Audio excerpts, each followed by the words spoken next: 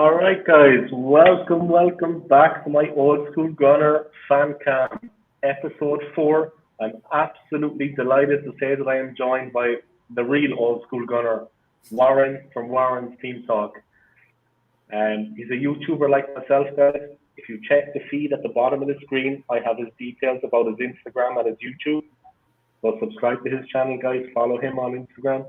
I'm just going to give him a little bit of time and to start to talk about himself, describe his channel, what he's about, and then we're going to talk about all the transfers, all the news related to Arsenal FC, and whatever else.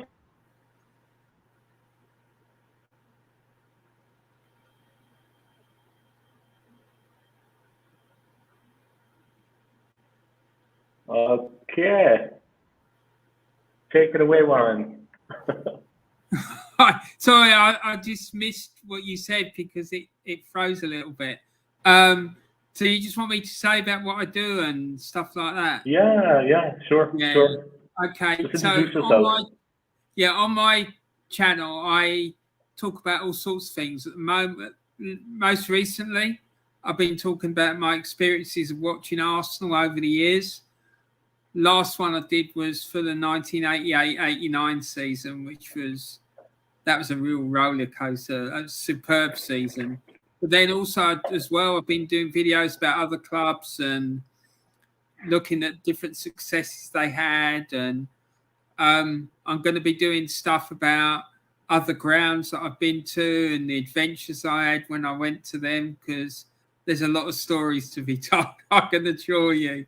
So yeah, you're interested in that sort of thing, come and check me out.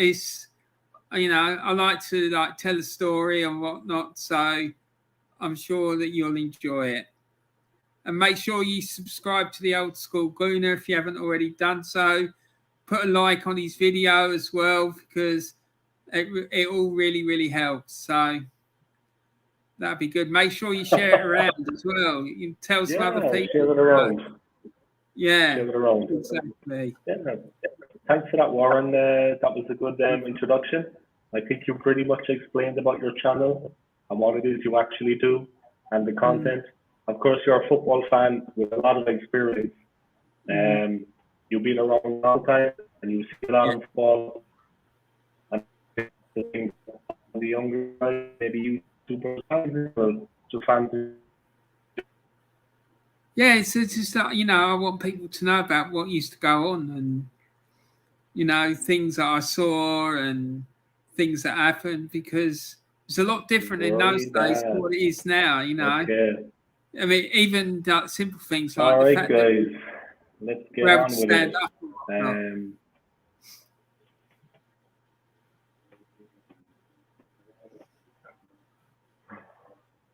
The link is very bad. Oh man. Ay. Yeah, I think we're back. The link is very bad. Okay. Warren, you can hear me? Just about, yeah, it keeps freezing. So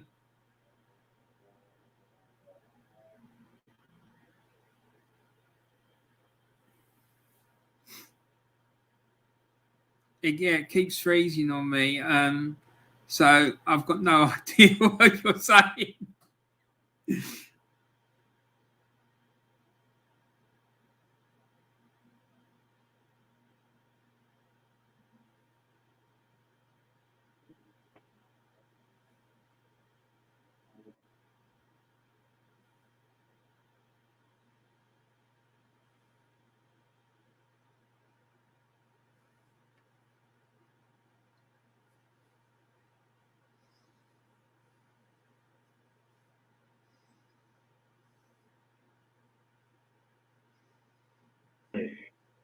Okay, we are live again. Sorry about that, guys. The Wi-Fi connection here in Venezuela, guys, is the worst in the whole planet. God. It's the worst on planet Earth. Like everything else, guys, nothing is working in the country at the moment. So that's enough politics. All right. Yeah, I'm in an interesting place. Okay. So first of all, let's get into it. Let's talk about Granny Xhaka. He's staying at Arsenal. What? I mean, can you believe it? I I just can't, can't believe it. no, I can't. I just don't understand. I just don't understand why he's been offered a new. They're going to keep him and offer him a new contract and with more money. I just don't get it. Do you know what I mean? It's just Yeah, I just don't he's understand what it is that they see in him that makes them think that he's a good player. he's a very limited player. He's very limited ability. He can't do much. I mean, Yeah, I don't rate him at all. I'm talking about him as a player now. All this other stupid stuff he does in his life, it doesn't concern me. As a football player, man, he's just not at it. I mean, it's Premier League level. I mean, he comes from Swiss League. That's his level. I mean, yeah, and with respects to the Swiss Football League, that's the mm, guy's level. FC Basel, I yeah, would respect him. They're a decent team, but he's probably not even good enough for them. Nobody wants him, and nobody wants Bellerin, and nobody wants Willian. mm, They're nothing players, in my opinion. I'm just shocked that we kept him. We should have given him on a loan to Roma. It's mm. very bad news that he's after staying at the club. I don't know. I don't want to be too negative. We have a comment there. I'm just going to post his comment on the screen. Do you think Grealish to City will happen in the end? I think he'll end up signing a new contract at Villa and staying for the legend status at the club. What do you think about that? Well, I heard this morning something quite disturbing about that. Apparently, his partner's been getting loads of abuse online. Like she was Oh, talking on Talk Sport about it this morning. I have it on at breakfast time, and she was saying that people are like making death threats against her, saying that they hope that she crashes a car and dies. And I just think that is disgusting. what? What is wrong with these Why? people? Why are they saying that? I don't understand. No, I don't. What's I their don't. problem? I mean, the bloke hasn't even left yet, and they're attacking him already. It's outrageous, man. And these Yeah, people, this whole man. thing about social media and not being accountable again. Do you know what I mean? Like with Saka and the Euros, and Yeah, the yeah. whole catalogue of events, and no one seems to want to take it seriously. Do you know what I Yeah. mean? It's just Any excuse to yeah, to abuse somebody on social media. Any excuse to just be abusive to someone, whether you say it's race or Grealish, he's getting picked on. I mean, it seems to be just across the board. Um, I don't understand it. I mean, you think of that E right going on, the E right situation. He was being racially abused online. I that's mean, right. and that was like a 16-year-old kid from Ireland, Yeah. some guy from Oh, I Dublin, remember that. 16-year-old. I mean, it tells you a lot about society now. They're doing this. Thanks to Big Lad for tuning in. I hope you're enjoying the live feed, the live stream on the fan cam with guest Warren from Warren's Team Talk. Check out his channel, guys. Warren's Team Talk. Do yourselves a favor. Tune into someone that actually knows what he's talking about. All right. There's a compliment to the old school gunner. We were talking about Shaka. Yeah. Yeah, Um, depressing. And I can't it is believe he's be at the depressing club. because, listen, he scores like maybe one goal a season, but how many goals do we concede because of his mess ups?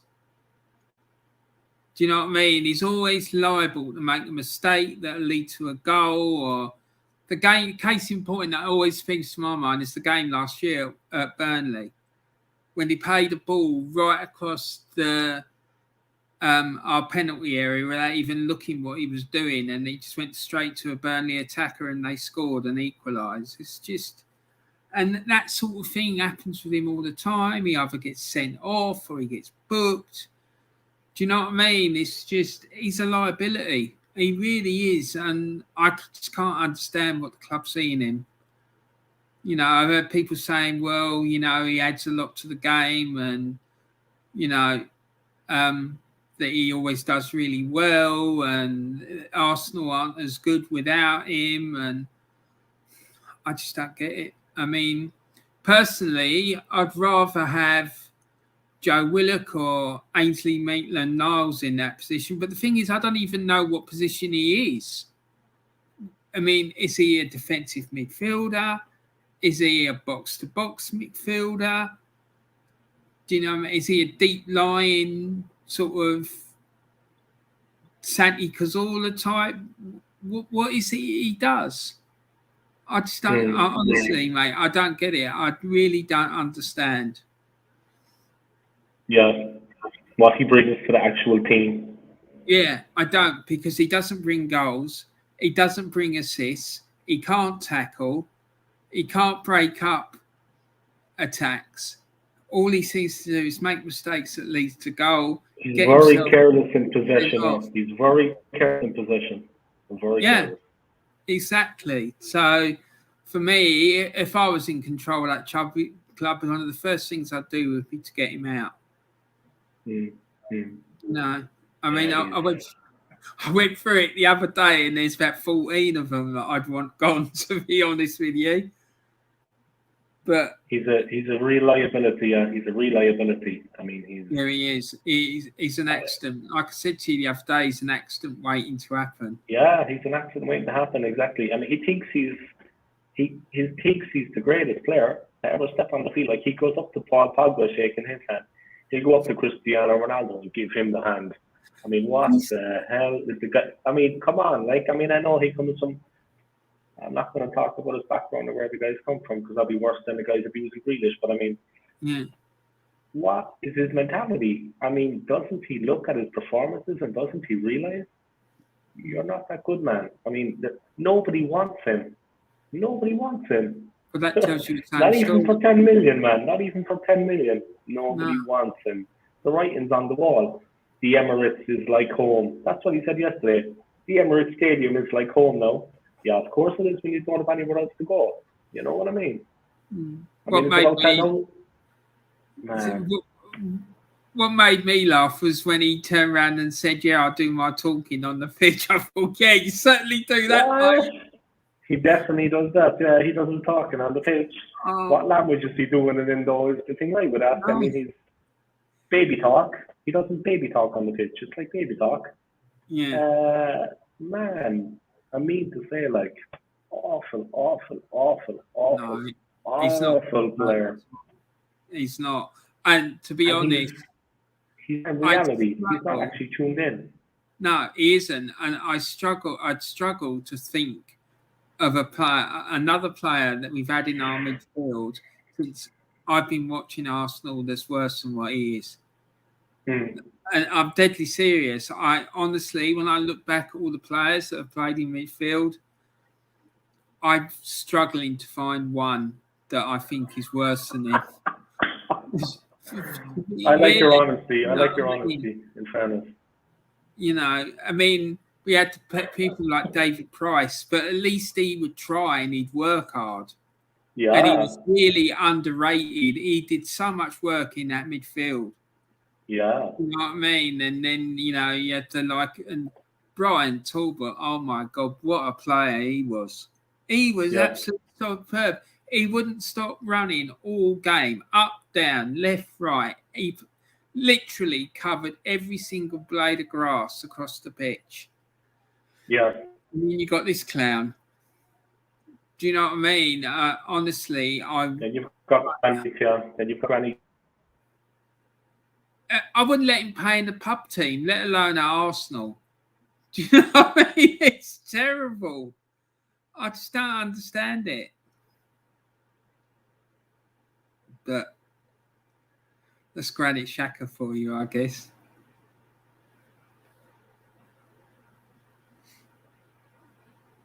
Mate, I think we've frozen again.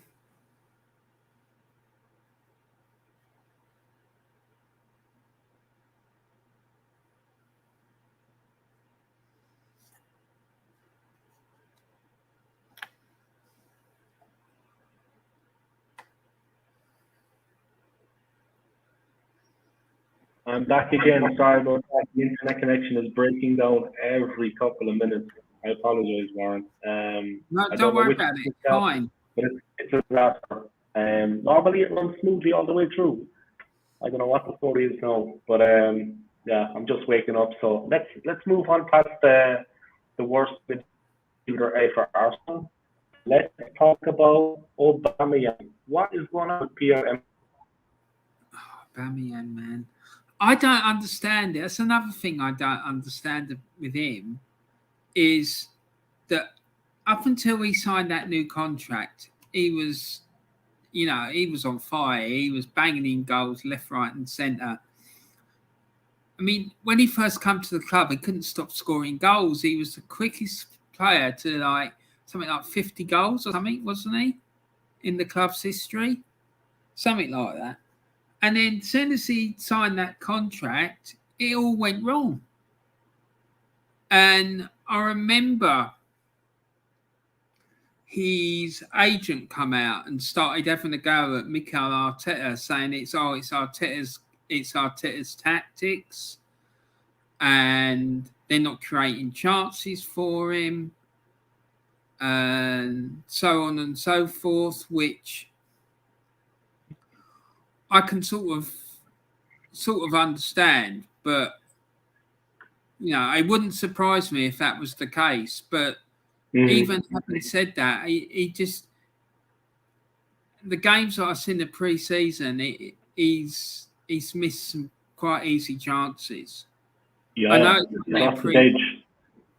yeah, and I'm not overly bothered about the results in pre-season. I'm not.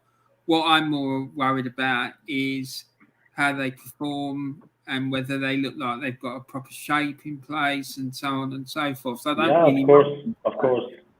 about the results. But what I do worry about is when players are obviously playing badly and he's missing chances. So left, right, and centre. Yeah, he's missing chances left, right, and centre. It's just not happening. So I don't know whether he's getting over the hill or what it is. Do you know what I mean? It's strange. It's strange because he had serious ability before. I mean, he's a player of ability. He's technically, physically, he can do it. He can play at the highest level. What is going on with him now? Even when you lose a bit of pace, you don't lose that killer instinct in front of goal to finish the chance. You can't finish the chances. Okay, you lose a yard of pace, you can't get on the end of it as quick. But when the ball's at your feet, smash it into the back of the net. The chances he missed were easy enough, in fairness to him. We could have probably put them away. He's definitely I don't know about that. No, I think so. Well, if we were standing on the goal line and the ball came across, I would definitely tap it in. I would definitely manage to, throw my leg at it or something. But no, it's concerning because they're going to stick with him. I fancy Martinelli. To be honest, I wouldn't start Aubameyang against Brentford. I start the player that's in form. And Martinelli is playing good for Brazil at the Olympics. They're in the final now. Brazil have got to the final of the Olympics in the football. Has he been playing? Respect to Martinelli. Yeah, he's been playing. He's trying to break his leg in every game. Every time I see him, he's going in hard. He's going in like a bull. I mean, he's going to break his leg. But yeah, they're into the final, Brazil. So I think if he can play Martinelli. Is it true, these stories I've heard, that him apparently wanting to go? Martinelli? Yeah. No. Because I knew he signed a new contract, but then I also heard that he'd saying he wants to leave because he's not happy about not getting game time or something. But I'd find that a bit hard. He's really happy at Arsenal. Yeah, maybe there could be a bit of truth in that because he's not getting any game time. And I would understand him if he wasn't happy, because who would be happy with that situation? No. Especially when you see players like Xhaka and Willian getting game time and Bellerin. I know. You know what I mean? Martinelli, I think, should start against Brentford. I may sound crazy, but I would not play Aubameyang against Brentford. No, I wouldn't. Have a look at it in the second half. Bring him on at half time if you need to. You can bring him on at half time if you need to. You can bring him on any time. But I wouldn't start him against Brentford. I really wouldn't. I would play Martinelli, And I would play, I think, Nketiah for Balogun. Or Lacazette. But I would definitely play Martinelli. And just have the team the way it is. The new players coming in. I would have Sambi in the midfield. I would have Ben White at the back with Gabriel. We just had a comment coming in there from a guy that always watches Imperative Views. Let's see what he's got to say. Hello, guys. Hi, Imperative Views. You're Hi, right. Imperative Views. We hope you're having a good day. Thanks for joining the fan cam. And you missed the fun when we were talking about Granny Xhaka. Unfortunately, you missed that, the entertainment side of the business. It was a quite entertaining conversation. Somebody, and it's not me, somebody thinks, you like that? Somebody thinks that he's the worst midfielder ever to play for Arsenal, and I actually have to agree with him. I actually have to agree. I'm trying to think of anyone that I can remember that was worse. No. Oh, honestly, my God. Maybe there might have been maybe Ian Selly, but yeah, Ian Selly. Yeah. I remember him. Do you know what I mean? Selly. Yeah, Ian Selly, but certainly Selly was definitely faster. Selly definitely had that bit of acceleration. He could accelerate away. You know what I mean? That's why. And he wasn't fixing his hair. He wasn't fixing his hair as well. Selly didn't look at himself in the mirror as much as Xhaka. He wasn't playing with his hair as much. You know what I mean? Exactly. So when you're not playing with your hair, you can play football. You know what I mean? Yeah. That's what your hair is doing. Shave it off. Shave it off. You know what I mean? He was hard working as well. That's why I'm saying I'm struggling to think of one that was worse than him. Do you know what I mean? But I do. Here we go. During the Terry Neal era and Don Howe era, there wasn't anyone that was worse than him. Do you know what I mean? I just can't remember. If anyone out there that can think of one, fair enough. But 4-year extension. Yeah. Oh God. He's going to be making the big bucks. 4 years. We're not going to win anything for the next 4 years. So what's 4? 2025, and then we haven't won the league since 2004. So when he leaves, we wouldn't have won the league in over 20 years. Nice. You'd never win the league with a player like him in the midfield. There's no way on earth that we're going to win a title with him playing in the midfield. It just is. What about European football? Do you think we can get back into Europe this season? What, with that squad the way it is at the minute? Good answer. No, not. Mate, seriously, I was thinking about this morning when I saw the list of topics that you wanted to chat about, and I was thinking, there's no way. I just can't see it. I think that if we finish above 10th, it'll be a miracle. Yeah. Do you know what I mean? And I'm expecting. I'm expecting us to finish in the bottom half, if I'm completely honest. Yeah. Because I'm just really angry because, you know, how long have we heard Arteta going on about how he needs a pre-season, he needs his own players, right?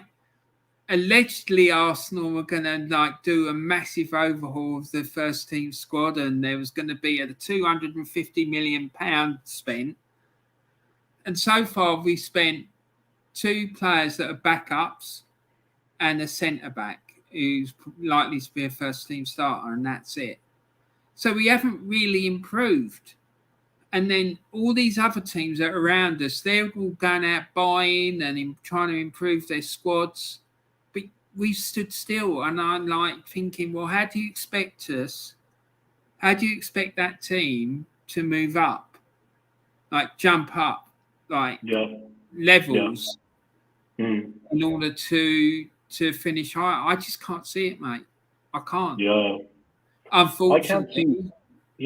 I can't see where the goals are going to come from. I actually can't see where the goals are going to come from. We struggled badly last season in the goal scoring department. I always talk about the Europa League semi-final second leg in London against Villarreal.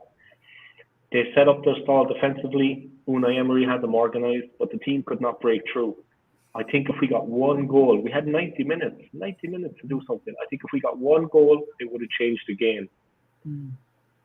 But we couldn't score that goal. The team should have went all out, 100% to get that goal. I mean, put it all on the line. Put it all on the line. If you go out, at least go out fighting. But there wasn't fight. It was spineless. It was spiritless. There was no courage. And I'm not going to blame the young players, because Saka, Smith Rowe, these guys, they held it together for us last season when we were really going bad. They kept it together. I'm not saying that because they're English players. They held it together for us. 3 players in that squad that are any good, right? Tierney, Smith Rowe, and Saka. Yeah. The rest of them, and there's no goal coming from midfield. There isn't. No. If we got Maddison, if we got James Maddison, we've been linked with him now till the cows come home. James Maddison this, James Maddison that, £65 million. If we got Maddison, he knows where the goal is. I mean, he can score. But we don't have anybody. I mean, he's a box-to-box midfielder. He's an incredible player. Tierney would help at the back, and Tierney is also creative. He plays a nice ball into the midfield. He can channel the ball forwardly. He protects the ball. But look at the way that he whips in the balls across the penalty area as well. Yeah. Do you know what I mean? He's superb. He really is. Yeah. And he's got a massive engine. He's passionate. He's a winner. He's like, ever since he's been playing football, he's won titles, he's won cups, everything. Yeah. And he must be thinking, what the hell's going on? Yeah, and he's physically strong. Like, he's robust. I mean, he can do it in the midfield. He's a warrior. He's like a lion in there. Man, if we got a player like that, it would change the whole game. Xhaka would be gone straight away. Gone. Out of there. But the thing is, right, even with that, right, all these players that we're being linked to, do you really think that Arteta is going to be able to coach them properly and get them playing? No, he's not a good manager, full stop. He's not a good coach.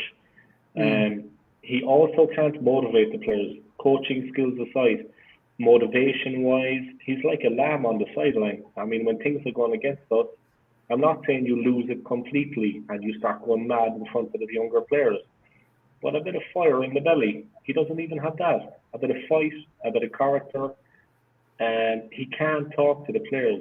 He just doesn't know how to motivate them. Like I said, the game against Villarreal in the Europa League, we were still in with a fight. We were in with a shout at half-time. We could have changed it around. They were on top. They were in control. But we could have changed it.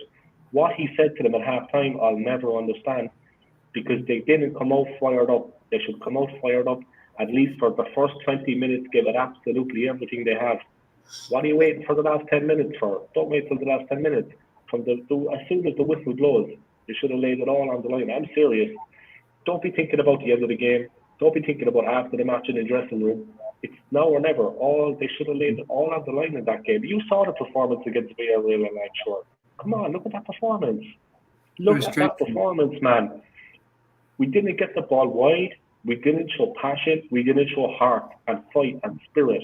The younger players did their best, but Villarreal were very experienced. They just bottled them up. They just ran them down the cul-de-sac, a dead end. Every time and time again, they shut the door. But Arteta had to stand up in that game, and he had to say to the players, and let's do it. Let's just give it everything we have, guys. Let's go for it. No regrets. They didn't do that. He stands on the sideline like a puppet. Yeah, that game, for me, summed it up in a nutshell. When he substituted, was it Aubameyang with about 10 minutes to go? Yeah, and he brought up Willian, I think. Yeah, and I was thinking, right, you've got a proven goal scorer. You're taking him off and you're bringing that clown on. What are you doing? And just when he took him off, 5 minutes before, he had 2 fantastic chances, and it was the ball was on the line. It almost went in. And then he takes him off. Just when Aubameyang is becoming dangerous, he takes him off. He just had 2 fantastic chances. It was very close. He could have got the third one. Who knows? Well, I get really upset as well when I think about the way that the club treated Emery. Because I think he was treated appallingly. Yeah, he had to go in the end, but if he'd been back the way this one has, then we would have got in the Champions League. There's no doubt. The only reason we didn't get Champions League that year, we lost in the Europa League final, was because he lost the plot because of all that stuff that was going on in his private life. That's what I think. And I just upsets me when I think of hearing all these excuses that keep getting trotted out about Arteta, about processes, and about him needing his own players and all the rest of it. So where was all that for Emery? Exactly. He didn't get any of it. That's true. Yeah. I mean, that's a very fair point. I mean, I like the way you think about things, and it's true. If you want to compare it, Emery wasn't given any kind of no leeway. They gave him no leeway. You know what I mean? Well, he wanted Thomas Partey, right? And they gave him, was it Granit Xhaka or was he there when he came? I think he was there when he came. Unfortunately, you can't blame him for that. No, they got Torreira. Yeah. And then, he didn't get one of the players that he went to them asking for. I think he asked for about 3. I can't remember what the 3 were. I know one of them. I do. He asked for Partey and he got Torreira, and he also asked for the lad at Palace, Sahar. Yeah, and he gave him Pepe. But he said, look, Pepe, he's a good player, but I want someone who can come in and do it now. This bloke is used to playing in the English Premier League. Yeah. And he's going to come and he's going to make an immediate impact. He's a wrecking machine. Zaha, wrecking machine. Yeah, exactly. He is he's a real handful, that guy. A real handful. Yeah. Wow. And whenever he plays against us, he always does damage against us. He's like dynamite. There's no stopping him. He is just unplayable sometimes. He's just incredibly strong and incredibly quick. And he hits the ball. He hits the ball thunderously. I mean, he hits the ball like you wouldn't want to be on the other side of the ball. If he hits you with the ball, man, he'd knock you out. It's true though. True enough. That's true enough. He hits the ball like I've never seen anyone hit a ball like that before. He's thunderous, incredibly strong player. He'd flick, he'd swat Partey to one side and Xhaka. He swats them away like flies. You know what I mean? He's flying through. There's no stopping him. They don't even try to tackle him, in fairness. But go back, Emery can feel hard done by, but he got his revenge. No, he did. And he was motivated, man. He was motivated when he came to the Emirates. His motivation level was right where it should be. And Arteta's was somewhere around there. Arteta didn't have the management skills to match him. That's why we lost at the end of the day. Let's not kid ourselves. Yeah, that's true. And that guy's just made a really good point about Tierney, by the way.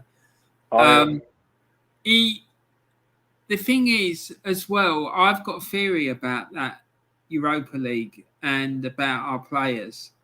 Yeah.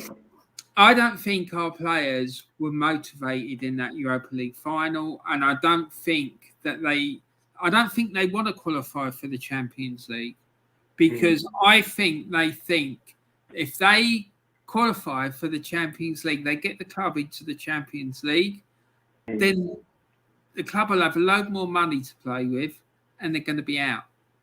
The club will offload them. But that logic implies that you've got a manager and a recruitment team who know what they're doing, and I don't think that they do. Yeah. Do you know what I mean? I just don't. I do, yeah. I've got no confidence in them at all. But yeah, it doesn't matter what players we buy. It's going to be a very interesting season. The first game is against Brentford. The second game is against Chelsea. That's for sure. Yeah, that's for sure. And then we have Manchester City. we can't trust in the process like at the start of the season. I'm just making an example of trust in the process thing. We can't trust in the process at the start of the season because we need to get as many points as we can from the very first match. I mean, the players need to be brought in and they need to be played. Like, why did we play Kolasinac and why did we play Bellerin in the game against Chelsea? Did you see that mistake they should be doing the exit of Arsenal. Did you see the mistake that Bellerin made in that match? To have them feature. Jesus. Man, but that's him. It's like El Neni all over again. Him and El Neni, they just take leave of their senses. I mean, as soon as the ball is at your feet in those positions, there's only one place I'd be hitting it. Up the field, man. As hard as I can. Crack it up there. I mean, don't try to pass your way. Like the El Neni one. Passed around in such dangerous areas. And Millwall were right on top of him. I mean to say, you just got to pass it around and get it out the field. And he wasn't doing that. I don't know. And Bellerin is a really, really good player.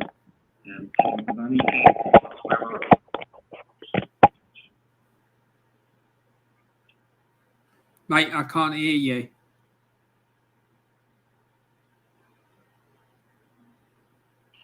Here we go. That's better. Now I can hear you. My headphones ran out of battery. Sorry about that. Disconnected it. I'll be watching a lot of YouTube with my headphones on. Not to annoy the wife. I'll try to keep the wife happy. Keep the noise levels down. But I think like we should have got money for those players. If we had got money for those players, maybe a couple of more signings.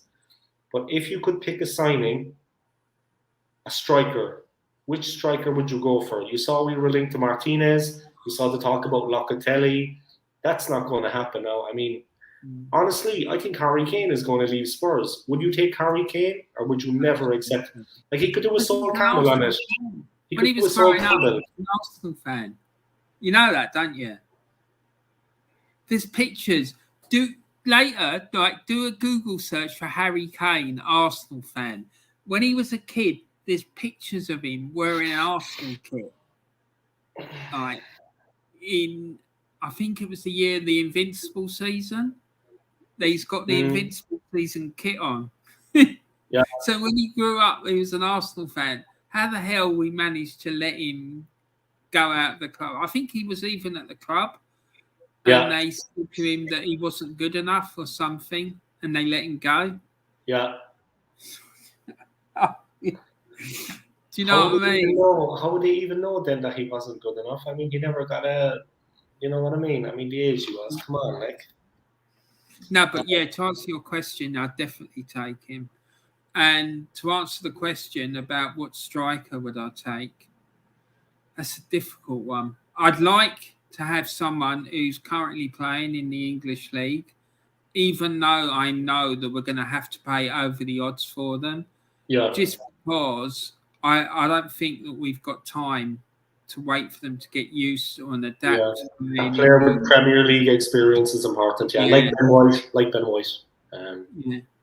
very valuable. It's valuable. Yeah. And to be honest with you, I'd give that Balogun kid a go. Oh yeah. See what he's going to do. He's dangerous. Yeah. I like Nketiah. I like Eddie. I think Eddie is a good player. I have a lot of faith in him. He bundles the ball in. He pushes it across the line, he scraps it in. But there's nothing wrong with that. Every goal is a goal, Well, he's got a fantastic goal-scoring record, hasn't he, for the England under 21s or whatever it is. Yeah. So he obviously knows where the goal is. Do you know what I mean? But all of this comes back. It comes back to Mikel Arteta, right? And his coaching ability. I still, to this day, I do not understand why it is that he got the job. I just don't understand it. The man had absolutely no experience whatsoever. And when I talk to people about it and they question me about it, I say to them, look, would you put someone with zero experience in charge of a multinational, multi-million-pound business You wouldn't. Of course You not. wouldn't. You had no experience. You wouldn't do it. So why No. the hell has he been given the Arsenal job? He's a yes man. He's a puppet. Yeah. You know what I mean? He's a yes Yeah. man. Him and Edu, boy. Him and Edu. Edu was a great player. Edu was a fantastic Yeah, he player. was. Head and shoulders above Arteta as a player. But Edu was the last player. But what they're doing there, honestly, and Stan Kroenke, you know, That's another problem, because the head of the organisation has got no understanding about football. He doesn't care. It's not like Abramovich. It's not like Abramovich. I hate No, to talk about Abramovich Chelsea. takes a keen interest in what's going on, Exactly. and he's ruthless, right? Exactly. He goes into the dressing room and he like looks at the players. You played bad. You know what I mean? That's the kind of guy Abramovich is. That's the right reason that they bought Shevchenko. They bought him not because of his footballing ability, it's because he's a mate of Abramovich. No one knew that. And he put him in the dressing room as a spy to see what was going on, so that he could weed out like the troublemakers. Yeah. You're saying like, do you know what I mean? Watching it all. Do you know what I mean? Yeah. Watching the Chakas. Yeah, exactly. Come into our club. This fella, yeah, he put some money on the table. The Stan Kroenke, there's only Manchester United has spent more money in the transfer market than us. Yeah. In the last 3-4 years, so he's not not putting the money on the table, because he is. The problem I've got is that he doesn't understand football and he doesn't seem to care, right? Yeah. So therefore, that's a massive problem, because then everyone else under him is able to pull the wool over his eyes. Yeah, of course. Yeah, when he starts saying to them, "Oh, what's going on with this? What's going on with that?" they're able to fill in with a load of old nonsense, just to like deflect away from like the issues. Yeah. You know what I mean? And then he thinks everything's okay, and then like gets brushed under the carpet. Yeah.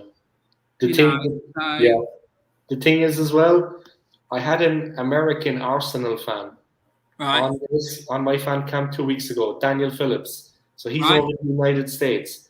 I asked him about Stan Kroenke, and you know what he told me about him? He said that he is a capitalist, 100%, and all he cares about at the end of the season is the profit margin. That's all he looks at. See, he just looks at the profits. What did I make? What have I done in a year? How much money have I made? And that's it. See, that explains a lot, because everything about Arsenal now is making money. Yeah. It's not about having success on the field. Yeah. It's about having success on the balance sheet. Like this constant churning out of kits and merch all the time, and the team are doing nothing. Yeah, then it's like we're just wandering along. Exactly. We're further away now from winning the league than we ever have been. I have a very good comment here from Imperative Views, and I'm going to post it. So tell me what you think about this. Are you fearful of Chelsea surpassing us, or have they already done that? They surpassed us 10 years ago. Exactly. I'm talking straight now. We have bigger fish to fry. We have bigger problems than worrying about what Chelsea are doing, because we're not even at their level. I would be more concerned that Spurs and Everton have surpassed us, in my opinion. Spurs have been better than us for a while.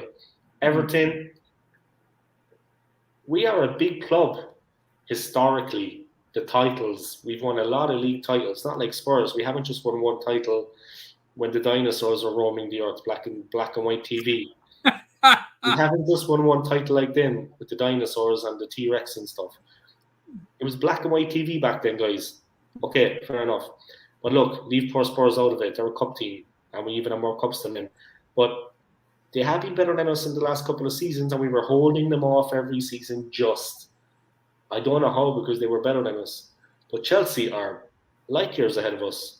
And like Warren was saying about Abramovich, he's hands-on, guys. He's hands-on. He gets stuck in. He gets his hands dirty. He puts the money down, and he gets the players. And that's Abramovich. And he's ruthless. He's ruthless. He won't stand any nonsense. Look what happened last season with Frank Lampard. Yeah, gone. He's a club legend. club goal scorer, and they binned him. Yeah. You know what I mean? They got rid of him because it wasn't working. Right? Yeah, they don't take any crap. No. He doesn't take any crap like that, and he's got a wealth of money that he can actually. But Chelsea have like Champions League football. Chelsea are a club in West London. Chelsea are this, Chelsea that. Chelsea are a very attractive commodity for players and for businesses, for sponsors. The sponsors want to sponsor them, and the players want to come to Chelsea. They don't have a problem getting good players. We don't have that pull. It's not just the financial side. We don't have that aura about us that Chelsea do. They're very well marketed. The brand, everything. You know, man, they've won 2 Champions Leagues now. And it really hurt me when they won the second one. Not because I hate the club, but I always think back to 2006. I always think back to that final against Barcelona. We were in it until the sending off. It was very close. We were given as good as we got until Leno got himself sent off, until we went down to 10 men. We could have been the first team in London to win the Champions League back in the day. But look, Chelsea now, they've got 2 Champions Leagues. They've won a load of league titles. Manchester City have won 5 league titles, guys, since the takeover. They have been champions 5 times. Only one team can win the league, guys. I'm not expecting us to win the league every season, but we need to see improvement. Where are the goals going to come from? That's my main concern. I look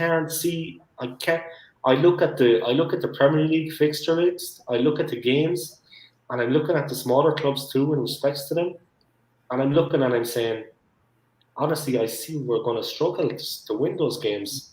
It's not just the Manchester Cities and the Uniteds and the Liverpools that we have to worry about. It's the league in general. I just can't see where the goals are going to come from. And Arteta is not a leader. He can't manage. He can't lead. Patrick Vieira, and that's one thing I wanted to talk about. Patrick Vieira, in my opinion, is better suited to manage than Mikel Arteta. He has more experience. He's not Jurgen Klopp. He's not Brendan Rodgers. But he has more experience than Mikel Arteta. You know what I mean? Why didn't we want to take Patrick Vieira? Vieira was looking to come to London. Vieira was looking for a club. He is an Arsenal legend. Arteta is not an Arsenal legend. Why didn't we give, who cares about Arteta's feelings? Who cares if we step on his toes? Show him the door, give Vieira a chance. We can't be in a worse position than we are now, guys. It couldn't get worse. It couldn't get worse. I'd send him out on loan, mate. Send Arteta out on loan. Yeah, to Spurs. Send him out to Spurs. Exactly. Seriously, he never had any experience or knew what he was doing when he came to the club, and I don't think anything's changed. Because the thing is, as well, another big problem with Arteta is his arrogance. Yeah. Right? Yeah. People who are arrogant don't learn from their mistakes because they think it's impossible for them to be wrong. Yeah. So that in itself is a major issue with him. And I just don't think that with him in control, we're going to do anything, no matter how good playing staff we've got. But the problem is, our midfield, one, it's not strong enough. Right? It's got better since Thomas Partey came. Yeah. But still, it's not strong. And I mean, he's going to be out for like 6-7 weeks now. No, we have Xhaka. It's okay. We have Xhaka. Yeah, so we're going to have Xhaka and Sambi. But where's the goals coming from? Yeah. I mean, Joe Willock scored 7 goals in 7 games or something for Newcastle at the end of the season. And he scored one against Chelsea at the weekend that was wrongly disallowed. Yeah. But I don't know, man. I just can't see that we're going to score enough goals. Yeah. Joe Willock, when he was at Newcastle, I lost all track of things for a while there in the league. And the next minute I was looking at the TV and Willock was banging in goals. And I mean, the power of his strikes, the striking, when he hit the ball, it was thunderous. I mean, against Liverpool, he scored right at the end to get them a draw. He absolutely cracked it into the back of the net. He got one chance, split second, he looked up and he smashed it into the roof of the net. I mean, I couldn't believe the way Willock was playing. We should have called him back immediately and put him straight into the team. No, he's quality, He's- mate. I rate him, I do. But the issue is you've got someone coaching him who doesn't know what they're doing. Yeah. And it all comes back to him. Mm. You know, I used to, up until about a couple of months ago, I thought the biggest problem at the club was Stan Kroenke. Mm. Because of this issue I told you about before, that he doesn't understand football and he doesn't care. So that other people in the club are then able to pull the wool over his eyes. But now, I think it's Arteta. Do you know what I mean? Because, or that it's on an equal level. Because his coaching is dreadful. Honestly, it really is.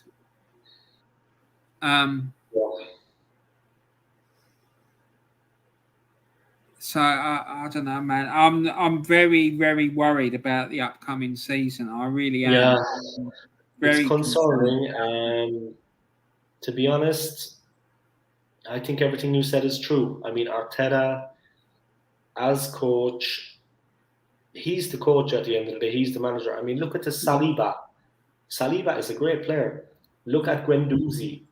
I mean, they didn't like him, yeah. They stood up to him in training and they gave their opinions. If you do that, if you're not a yes man like Xhaka and a yes man like Willian and a yes man like Bellerin, they stood up to him and they told him what was what. He sent them away. You either play badly for Arsenal and get your place, or when you actually try to express yourself and tell the manager what you think, you go to Marseille. Let me ask you a question about Matteo Guendouzi, right?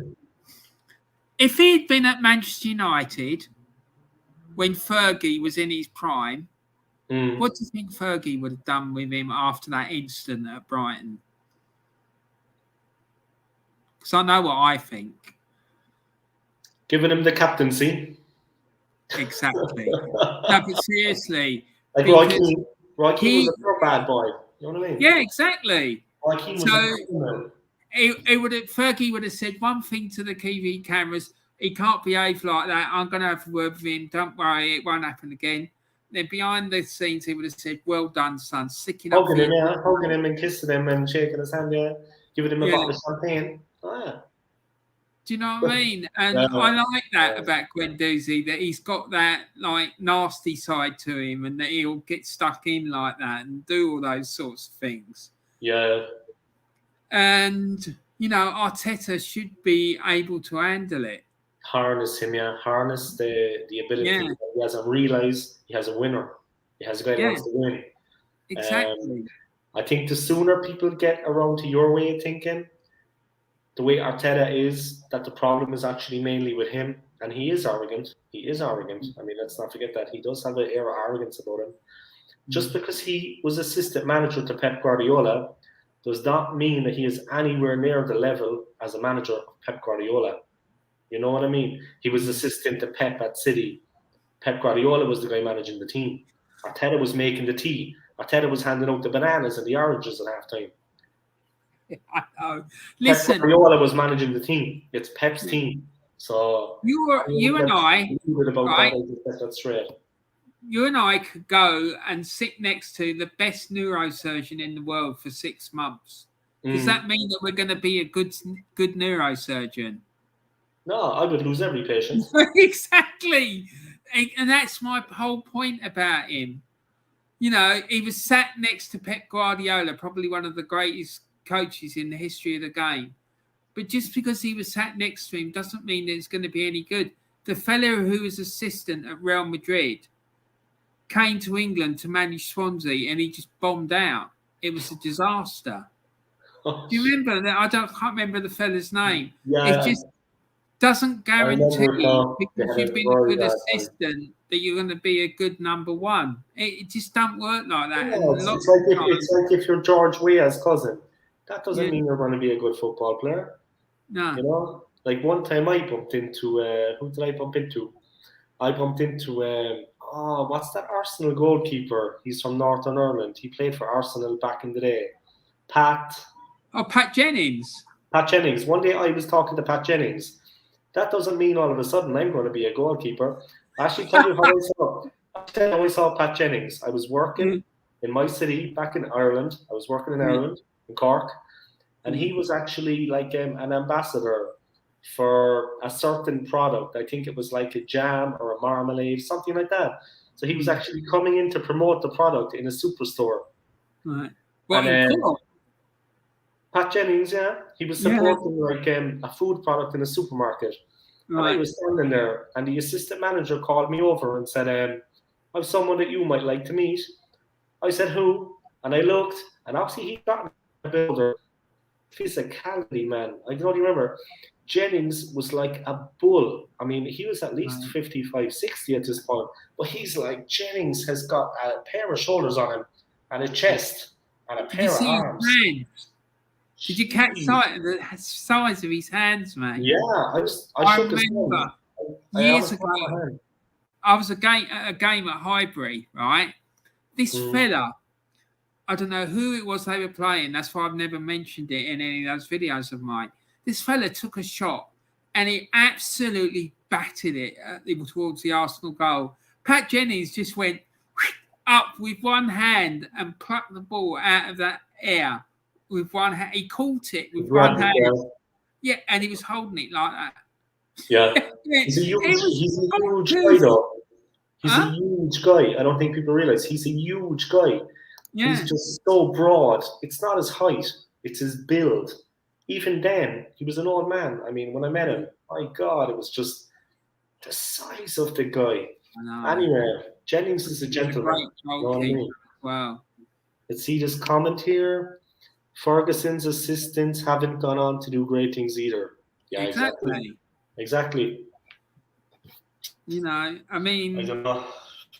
Okay, I'm just going to wrap up the show. Let's just. Okay.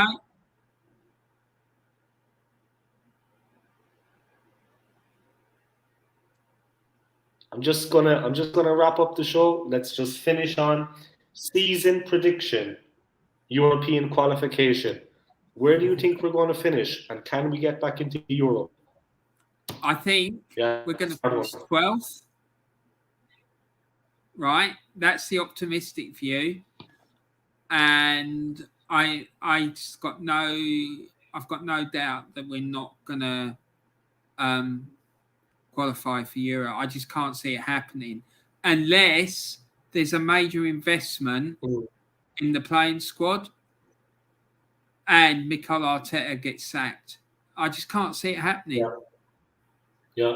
Because one, the players aren't good enough, and he certainly isn't. He hasn't got it, and he never has, and I just don't think he ever will because of all the personality flaws he's got and his lack of experience and willingness to learn. It's true. He has these personality flaws. He has a lack of experience. He's not a man manager. Tactically inept. He picks the wrong players. He puts them on at the wrong times. I don't know what he's seeing out there. Like you said, the Europa League semi-final, taking off Aubameyang after Aubameyang was like just starting to heat up. He was just getting going. He was coming very close to scoring. Took him off and put on Willian. I mean, that just completely nullified the attack. The cutting edge was gone. That's semi-final. That's the semi-final of Villarreal showed what a great coach Emery was. Yeah. It did, because he absolutely schooled him. He did. Yeah. He like both legs. He destroyed Arteta. Yeah. You know, it was like a cat playing with a mouse. Yeah. It was, you know. Yeah, it was like that. Yeah. He completely showed him up for what he was. Limited, inexperienced. And the way, like you said, the way we left Unai Emery going, look at the situation we're in now. Back then, I was delighted Unai Emery left. Yeah, me Looking too. back on it now, we jumped from the boiling pot into the fire. You know what I mean? We went from a one position, like the boiling pot, into the fire. I don't know, it got worse and worse and worse. And like the new season, like I said, I honestly can't see where the performances are going to come from. I can't see how we're gonna. The other teams, they come out very energetic, and we always start badly. Other teams come out very energetic. They play the ball around, and football is a simple game at the end of the day. The lower teams, in respects to them, they play the ball around, and they have that extra little bit of nous and know-how. Every team in the Premier League can play. Every team can play. It's Premier League division we're talking about here. All the teams can play football. It's 11 against 11 out there. You need to use every slight advantage at your disposal to win. I remember when we had Vieira and Petit and Overmars and Perez, Henry, Bergkamp, Lundberg, Christopher Ray. But you have to understand as well, these players, I mean, always very close. Even though we had these fantastic players, they need to play at the absolute top level of the games to win the league. And Wenger needed to get every ounce of strength and ingenuity out of these players to win. And that's what you need. We don't have the players, and we don't have the manager with the know-how.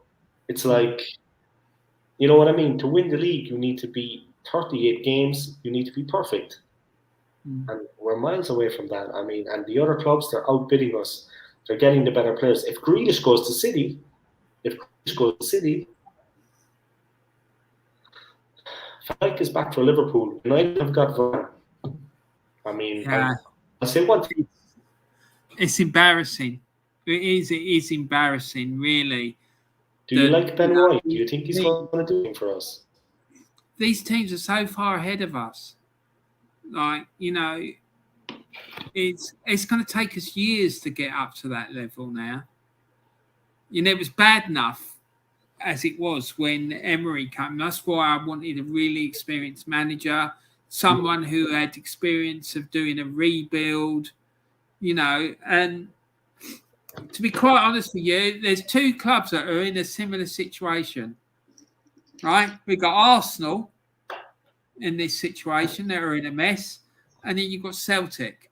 Both of them are very close to my heart. And the pair of them are in a mess. Yeah.